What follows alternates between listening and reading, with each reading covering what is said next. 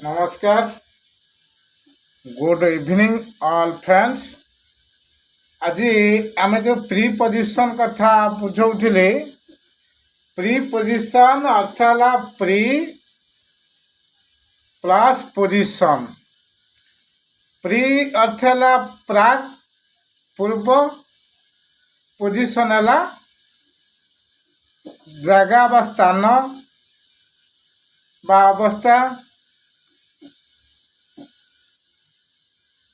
प्रथम कथा है दुईटी वाक्य गोटे वाक्य शेष आ गोटे वाक्य आरंभ जो शब्दटी यूज करा जाए ताको प्रीपोजिशन कह जाए, किंबा दुईटी नाउन को जो शब्दटी जोग करे ताको मध्य प्रीपोजिशन कह जाए।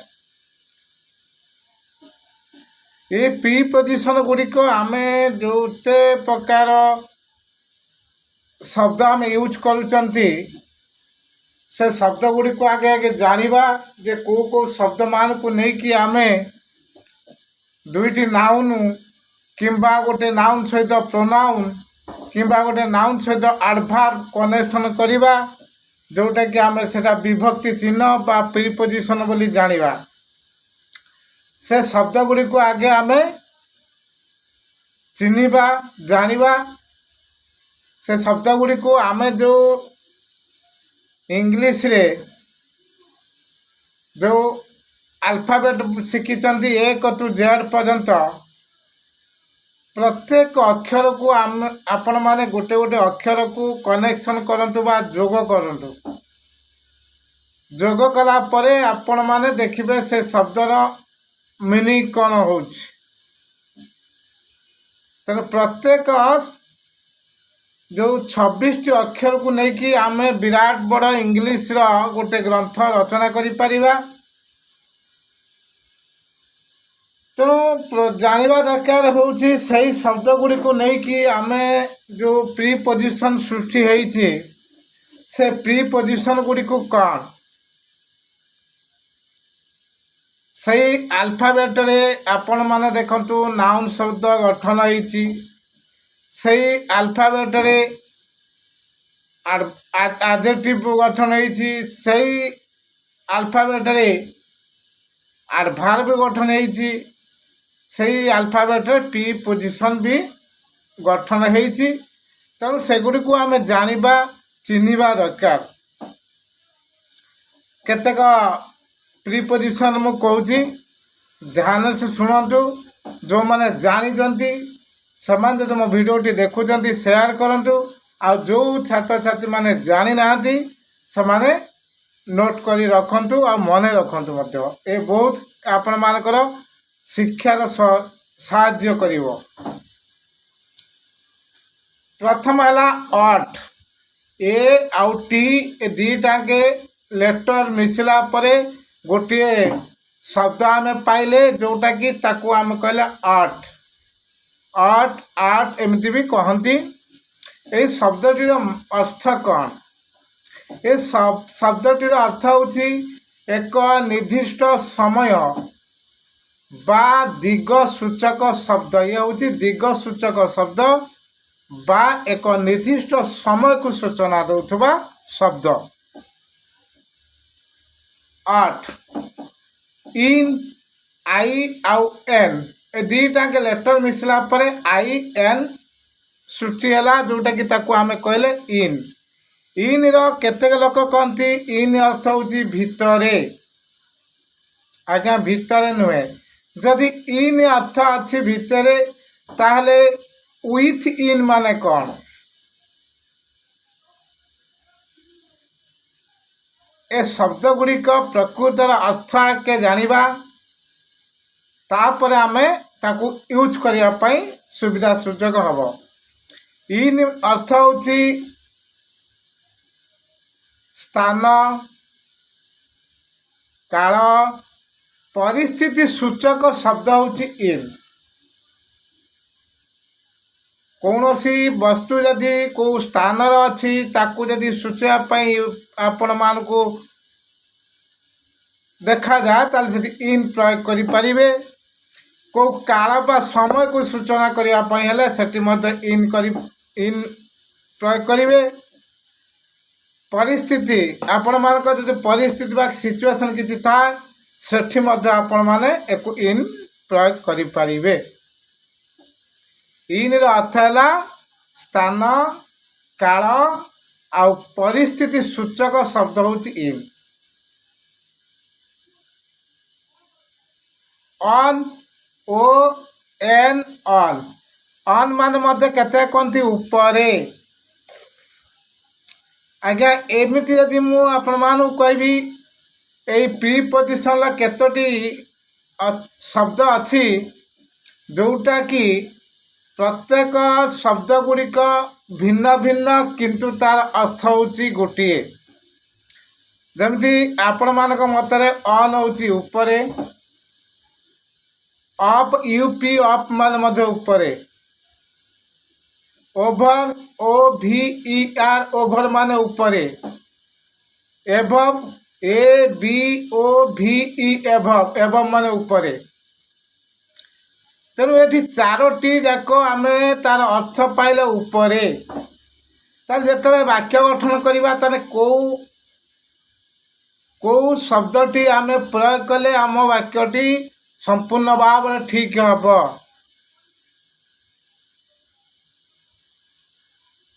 तेणु ये ऊपर कहबार अर्थ सब भिन्न भिन्न रूप माने ऊपर व्यवहार होती सेगुड़ी को आपण मैंने प्रथमे जाना दरकार, तापर वाक्य गठन करने आपण मैंने प्रस्तुत हे। जो ऑन लिखिले ऑन ओ ई ऑन माने भितर नुहे आज्ञा, ऑन मानेला आश्रित बा संयुक्त।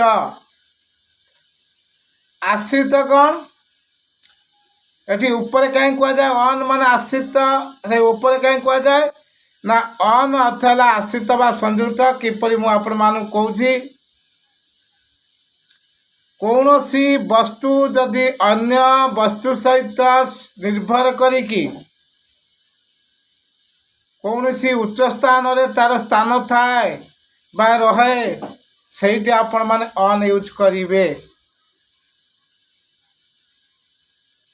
जेमिति गोटे वाक्य मु आपण मानू कहूँ there is a book on the table.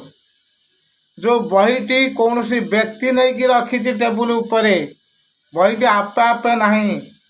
तेणु बहीटी कौन सी व्यक्ति उपरे आश्रित नहीं जहाँफल टेबुल उपरे तार स्थान रही से जगह पर आपण माने ऑन व्यवहार करें। जो अप यू पी अप वाला उपरे देखो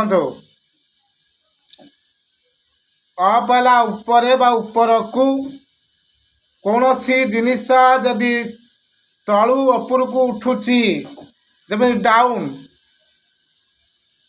निम्नगामी ए उच्चगामी माने ऊपर को जाऊँची तलू ऊपर को उठुची सही जगह आपण अप व्यवहार करेंगे। UP up. ओभर ओ भी ई आर ओभर अर्थ उच्च स्थान रे उच्च बहुत हाइट जोटी की जमिति गोटे वाक्य मु कहूँ देखु गोटे कथा आकाश उपरे यदि आपण माने कहबो ऊपर किसी चढ़ई उड़ुचंती ऊपर किसी चढ़ई उड़ुचंती the birds are flying over the sky. तार बहु उच्चरे से माने उड़ुचंती यदि से माने कहबे the birds are sitting over the branches. डाल पर बसी ओभर कहले आपणकर भूल हो वाक्य से ऑन द ब्रांचेस कारण डाल को सी आश्रित नहीं डाल साहाय्य बसी डाल को सी आश्रित कर आपण मैंने ऑन व्यवहार कले ये उपरे कहले वाक्यटी ठीक हम। एवं କୌଣସି ବ୍ୟକ୍ତି ଉପରେ ଆପଣ କାର୍ଯ୍ୟ ନ୍ୟସ୍ତ କରିଛନ୍ତି ସେ ଦାୟିତ୍ୱ ତୁଲେଇବ। ସେଣୁ ଆପଣମାନେ କହନ୍ତି ଯେ ତା ଉପରେ ମୁଁ ଦାୟିତ୍ୱ ଛାଡ଼ିଛି। କୌଣସି ବ୍ୟକ୍ତି ଉପରେ ଯଦି ନିର୍ଭର କରୁଛନ୍ତି ତାହେଲେ ସେ ଜାଗାରେ ଏଭ ବ୍ୟବହାର କରିବେ।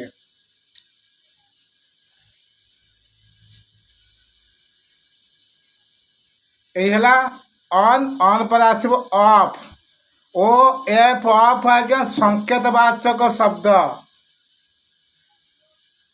ବାୟ, ବାୟ ବି ୱାଇ ବାୟ ଅର୍ଥ ଦ୍ୱାରା।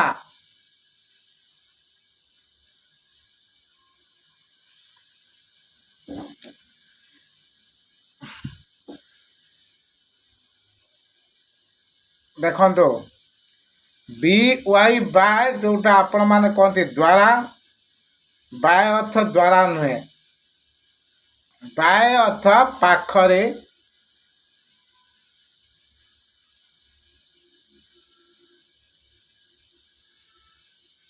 ନିକଟରେ ବାୟକୁ ସୂଚନା ଦିଏ।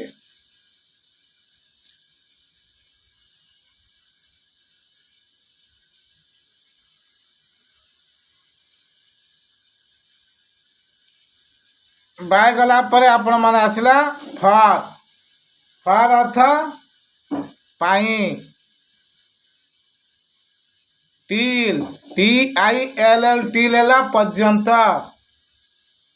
ଯାଏ, ଏଯାଏ ସେ ଯାଇନାହିଁ, ଏଯାଏ ଖାଇନାହିଁ, ଏପର୍ଯ୍ୟନ୍ତ ଶୋଇନାହିଁ। ଏଇ ଯେଉଁ ୱାର୍ଡ଼ ଗୁଡ଼ିକ ଆପଣମାନେ ୟୁଜ୍ କରୁଛନ୍ତି ସେଗୁଡ଼ିକ ଗୋଟିଏ ଗୋଟିଏ preposition. Till, among, under, against, since.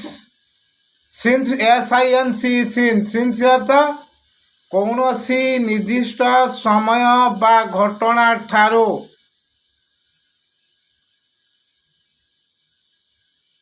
ଯଦି କୌଣସି ବ୍ୟକ୍ତି ଦୀର୍ଘ ଦିନ ଧରି କେଉଁ ଜାଗାରେ ବସବାସ କରୁଛି କି କିଛି କାମ କରୁଛି ସେଠି ଆପଣ ସିନ୍ସ ବ୍ୟବହାର କରିପାରିବେ। ନିୟର, ନିକଟରେ। ଆଫ୍ଟର, ପରେ ବା ଆଗରୁ। ଇନସାଇଟ୍, ଇନସାଇଟ୍ ଅର୍ଥ ଆଭ୍ୟନ୍ତରୀଣ, କୌଣସି ବସ୍ତୁର ଭିତର ଅଂଶକୁ ଇନସାଇଟ୍ କହନ୍ତି, ତା ବାହାରକୁ ଆଉଟସାଇଡ୍ ବୋଲି କହନ୍ତି। ଏଲଙ୍ଗ, ଏଲଙ୍ଗ ଅର୍ଥ ଏକାକୀ। ଏବାଉଟ୍, ବିଷୟରେ। ଏମଙ୍ଗ, ମଧ୍ୟରେ। ଡାଉନ୍, ନିମ୍ନଗାମୀ। ରାଉଣ୍ଡ, ଗୋଲାକାର। ଅଣ୍ଡର ହେଲା ତଳ, ୱିଥଆଉଟ୍ ହେଲା ବ୍ୟତୀତ। ଡ୍ୟୁରିଂ ମାନେ ମଧ୍ୟରେ। ଆଜ୍ଞା ଦେଖନ୍ତୁ ଗୋଟେ କଥା ହେଉଛି ଏମଙ୍ଗ ମାନେ ମଧ୍ୟରେ, ଡ୍ୟୁରିଂ ମାନେ ମଧ୍ୟ, ଡ୍ୟୁରିଂ ଅର୍ଥ ମଧ୍ୟରେ। ଏଇ ଯେଉଁ ଦୁଇଟି ଯାକ ଶବ୍ଦ ମୁଁ ଆପଣମାନଙ୍କୁ କହିଲି, ଏମଙ୍ଗ ମାନେ ମଧ୍ୟରେ, ଡ୍ୟୁରିଂ ମାନେ ମଧ୍ୟରେ, ଏ ଦୁଇଟାକୁ ଆମେ କେଉଁ ଜାଗାରେ ବ୍ୟବହାର କରିବା?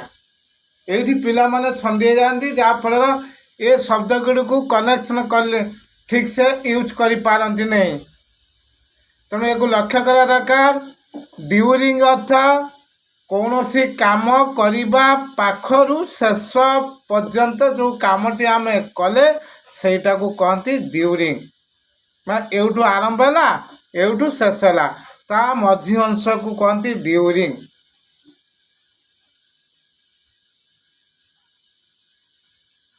ଏମଙ୍ଗ, ଏମଙ୍ଗ ହେଲା ମଧ୍ୟରେ। କୌଣସି ଦୁଇଟି ଦଳ ଗଠନ ହେଇଛି, ତାଙ୍କ ମଧ୍ୟରୁ କିଛି ଦଳ, କିଛି ଲୋକ ଏ ଦଳରୁ, କିଛି ଲୋକ ସେ ଦଳରୁ ଆସି ପୁଣି ନୂତନ ଦଳ ଯେତେବେଳେ ଗଠନ କରାଯାଏ ତାଙ୍କ ସହିତ ଯେତେବେଳେ ଆମର ଆଲୋଚନା ହୁଏ ବା ତାଙ୍କୁ ନେଇକି ଯଦି ଗୋଟେ ବାକ୍ୟ ଗଠନ କରାଯାଏ ସେ ଜାଗାରେ ଏମ୍ ବ୍ୟବହାର କରାଯାଏ। ତାଙ୍କ ମଧ୍ୟରେ, ଏ ଦଳରୁ କିଛି, ସେ ଦଳରୁ କିଛି।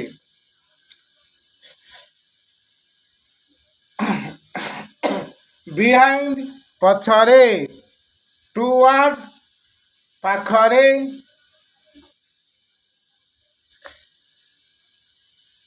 ବା ଅଭିମୁଖରେ।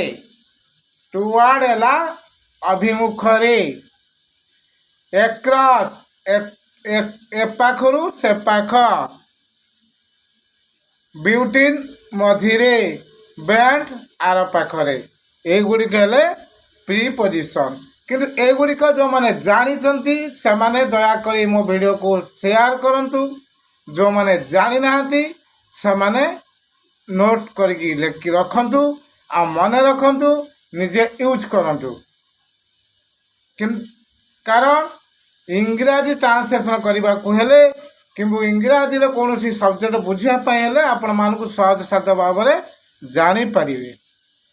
ଆଗାମୀ ଅଧ୍ୟାୟରେ କିନ୍ତୁ ଏଗୁଡ଼ିକ ପ୍ରିପୋଜିସନ୍ ଯେତେବେଳେ ଆମେ ପ୍ରୟୋଗ କରାଯିବ ଏଗୁଡ଼ିକ 4 ଭାଗରେ ବିଭକ୍ତରେ ଯୋଗ କରାଯାଏ, ଯାହା ଏକାଥରେ ନୁହେଁ 4 ଭାଗରେ ଏମାନେ ସଂଯୋଗ ହୋଇକି ରହନ୍ତି। ଯେମିତି ଗୋଟେ ବାକ୍ୟରେ ପ୍ରିପୋଜିସନ୍ ଅଫ୍ ଟାଇମ୍, କିଛି